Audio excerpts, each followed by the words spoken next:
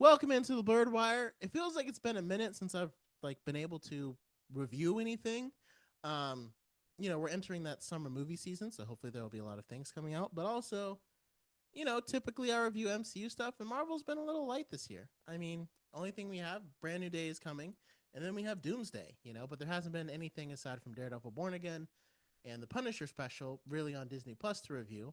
Um, I think did Wonder Man? I can't remember if Wonder Man came out early this year or late last year, but I know I was able to drop a review for that. But today I'm not talking about Marvel, but I am talking about superheroes. Today I'm going to review Invincible season 4, the entire season, what I liked, what I didn't like, the implications, and just kind of talk about it. I know it's obviously a little bit late after it ended. Oh man, it's so crazy. It's so hard to catch up right now because there's just so much stuff going on. I also got to drop a review for Spider Noir, which I actually didn't think was bad. So let's start with Invincible, um, and specifically Invincible season 4, and what I thought about it. It was obviously there's a way that Invincible, like the comics are obviously much darker and there's much harsher storylines to come to terms with. Um, and I thought it was a great story overall. I loved the ending. The first thing I gotta say is Jared Leto as Thragg, not Jared Leto, sorry, Lee Pace. Lee Pace being cast as Thragg is right up there with some of the greatest animated voice castings of all time. Uh, I probably won't go as far as to say it's like Mufasa and the Lion King with James Earl Jones, but it's up there. It's quite up there. I don't know if there's another character whose voice in Invincible captures a character so seemingly well. The closest I could say is probably J.K. Simmons as Omni-Man, Mahershala Ali as Titan, and Seth Rogen as Seth, as not Seth, as Alan the alien. But I still think Lee Pace as Thragg outpaces them all. He brought this quiet menace to it. Much better way. He played him much better than he played Ronan from Guardians of the Galaxy. And they gave Thragg a lot more time to shine as the Grand Regent. Um, so that's my number one best thing about this season was definitely Lee Pace's casting as Grand Regent Thragg. Obviously, there's a lot of themes in the show about kind of Omni Man's almost redemption towards Viltrumite and the way he kind of had to deconstruct or come away from his beliefs as a Viltrumite and that they were supposed to tear down the entire galaxy, which in a way is very interesting. Um, it I like redemption arcs somewhat, but I also think when you've caused a certain amount of damage, there's a certain amount of retribution or a certain amount of I don't know what the right word is, punishment or something that you kind of should have to go through. So I don't know if I'm ready or the world is ready or if anyone should forgive Omni Man. It's kind of just feels like he's the only one that can stop them because he's so powerful. So turning him against the Viltrumites is probably the best way in order to beat the Viltrumites, right? And again, you can argue he was conditioned, he was, all this stuff.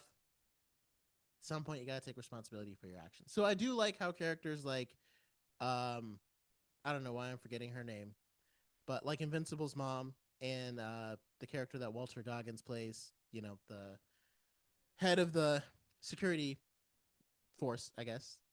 How they all are kind of putting him through it and making him take accountability and not letting him off the hook for anything, which I think is very important because, again, not necessarily not letting him off the hook, but at least making sure that he recognizes what he did and that it's not simply, hey, I'm gonna stop the Viltrumites. Everything's good now.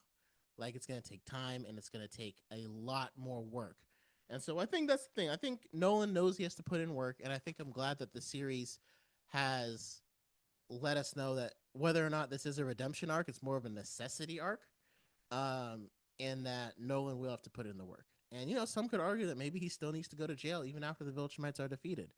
And I'll be interested to see how that plays out. Or at least, and again, unfortunately, Nolan can do like more good for humanity in the Invincible series outside of jail than he can in jail. You know what I mean? Like, helping people in need, lifting things, like community service. Like, it probably should be like endless community service for him. Um, but you also have to take into account like all the things that he did to protect Earth along the time, along the years, like the meteorite he split in half, alien invasions that he stopped. Like, he saved a lot of lives, but he also ended a lot of lives. So it's like, how does he redeem for that? And I think that's a very interesting dichotomy, and I really hope they continue to explore that. Sometimes, like, I do love that Invincible was able to get his revenge against Conquest, but I'm like, I still don't understand how Viltrumite bodies work, because like Invincible was able to choke the life out of Conquest while Conquest is just like spilling his guts all over everywhere. And I'm like, at what point do you have you lost too many guts? Like, like I Viltrumite DNA is hard to understand. I think at some point with the gore in the show, you just kind of have to accept whether or not someone's dead or whether they're they're not. And I don't really know how else to put it. Like, obviously when Thragg defeated the grand leader of the coalition of planets by ripping his head off, yeah, he's dead, right? Right. There's no healing or coming back from that. But again, it's like, how many guts does Invincible need to lose to? It's part of the show. It's part of the darkness of the series. Gore is never really my cup of tea, but the storyline in this is very interesting. And so I'm still kind of interested in like the decision behind destroying Viltrum, seeing as there were so few Viltrumites left, which was an interesting choice by Nolan because not giving them a home kind of makes them like, I don't know if he thought that like that would cripple the Empire or maybe cripple their symbol, but it kind of made them more hard turned. So Nolan's probably gonna have to face retribution for that decision as well.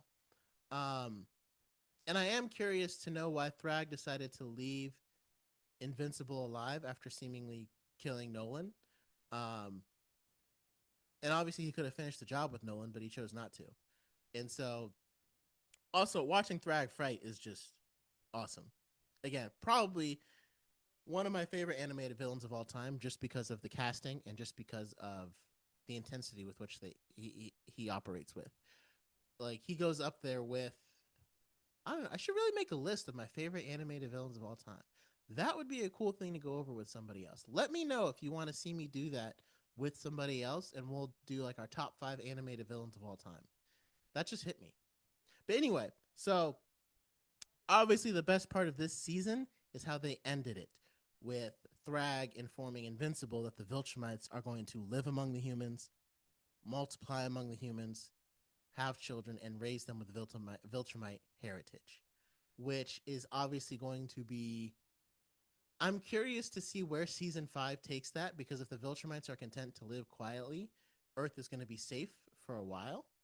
And I'm curious to know how will Mark address that when it comes to like the like he is he the only one that's going to know, and like does he feel like he can't tell anybody, because Thragg didn't necessarily say that he can't tell anyone, but you know what I mean. Like, the Earth is currently on high alert for the Viltrumite attack. Mark is the only one to know that it's not coming. They're already here. They're just living among us, and we'll never know who they are. And also, like, the implications of that decision. Like, is season 5 going to skip to when Mark is a middle-aged man, and some of these Viltrumite kids have grown up, and they're starting to take, or are they going to skip? They have to go generations and generations into the future, where if Earth becomes a new hub for like the Viltrumite Empire tries to take over in the future, which I think could be interesting. Because we do have time travel, I think there's probably an element where in season 5, uh, maybe through the character played by Sterling K. Brown. I know the actors because their voices are so unique, but I don't always know the characters. It's so funny. But like, through him traveling through the multiverse, traveling into the future, maybe we'll see a future where, because in most other realities, Invincible and Omni-Man just take over the world. So we'll see if there's a future where the Viltrumites take over Earth and they kind of dominate Earth, and that's kind of their thing. Um, and if their domination of Earth like leads them to restarting their empire, or how How does that work? Is it going to be a civil war between some Viltrumites who feel more human than they do Viltrumite? And like that's all such a interesting concept, but it can't really be flushed out until we go generations and generations past Invincible. So I think it'll be interesting no matter what. But like I said, we're gonna have to go generations and generations in, because either way, even though Viltrumites do live a lot longer, like humans still only live so long. So, and depending on how long is Mark gonna live, how long is Adam Eve gonna live, maybe they'll skip generations into the future and Mark and Adam Eve will still be alive because she can remake her atoms, and Mark is a Viltrumite, so he's gonna age slower. So lots of questions to unpack. And I think all of that would be really cool. But that's the next thing that I want to see. I also think I mean, it's a controversial time to even have it in the show. But obviously, at one point, Eve learns that she's pregnant from Mark, and then she decides to abort it without talking to him at all. And obviously, it's a very controversial time to even have that in the show. Like, I would support Prize that she was just like, yeah, I got it aborted, and obviously it was a weighty decision for her. I would have it kind of felt like Mark was just sad that he wasn't here for her because he was trying to fight the war for Viltrum, but he was also fighting the war for Viltrum for her, because if they didn't go out to try to stop the Viltrumites, they were simply just going to come to Earth and kill everything. So I would have it would have been interesting to see that fleshed out a little bit more. Kind of sit in that a little bit more, have them like Mark weigh on it a little bit more. Like even Mark talking to his mom about it. Like how should I feel? Like why do I feel like I feel like it kind of just got brushed aside and Mark was like, "Oh, okay, that's not a thing. I'm sorry I wasn't here." Like he didn't really like talk about the fact that he was almost a father, that he was going to be. And again, I guess that was it probably was tough when they probably maybe they had that idea and decided not to spend as long as it, because like I said, obviously it's a very controversial climate for it. But I would have been here for it to see more of his reaction to it and see more of just kind of a deeper ponderance of what it means for them. So those are my thoughts on Invincible season 4. I do think it did, to me, it ended better than like almost any season ever has in Invincible. Um, I do like seeing the way Oliver is kind of trying to take over his dad's symbol of Omni-Man and try to make it his own, which I think is really interesting. Um, I just think this whole Viltrumites living on Earth is the most it's the best plot that they could have come up with to end the series, and that's what I want to see more of next. Like, I mean, the dragon villain Titan. Obviously, there's some interesting villains out there. I still can't remember what happened to Multiple. I think Duplicate is dead because the last version of her died. But like we haven't seen anything from Multiple in a while. There's lots of other villains out there, but like right now, I'm just concerned about the Viltrumites and how that progresses, right? And how many of these human slash Viltrumites are gonna become superheroes like Omni Man, and like Invincible, and live among them and grow. And so I think that's something, again, because Mark lived so long, that's always something we can explore throughout his lifetime, like 300 or 400 years in the future. But it just depends. Like, do Adam's Eves prevent aging, and how is Mark going to live with the fact that all of his friends are going to die one day? So that's obviously heavier topics to unpack in future seasons. Which again, I don't know if they're going to unpack it in time travel or what. But whatever it is, I'm here for it. So let me know your thoughts on Invincible season 4. Did you like it? Did you think it was a good season?